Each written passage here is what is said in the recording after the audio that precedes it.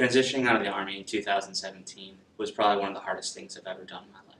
Going from 6 years of constant brotherhood surrounding me to being isolated in the civilian world, not really having anyone to relate to, whether it was in school with students or trying to reach out to the VFWs and American Legion, and just having that generation gap in that case, not being able to relate with their experiences, really started to affect my life.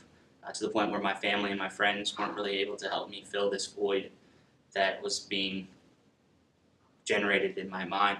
I'm being isolated and all the memories I had within the service.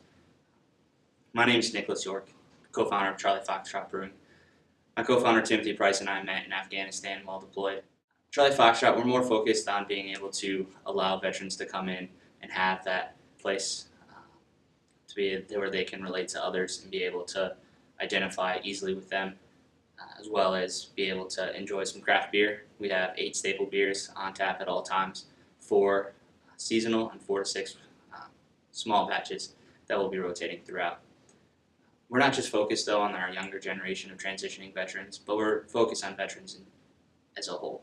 22 veterans committing suicide every day, with the reality of that being over 27 is just too much. We've partnered with the 22 Project out in Delray, Florida, to be able to establish one of our beers to fund their mission, with 22% of our profits donated back to them, so that way they can help offer medical treatment to veterans with PTSD and traumatic brain injuries. As a veteran who has PTSD and has suffered traumatic brain injuries, this is really dear to my heart.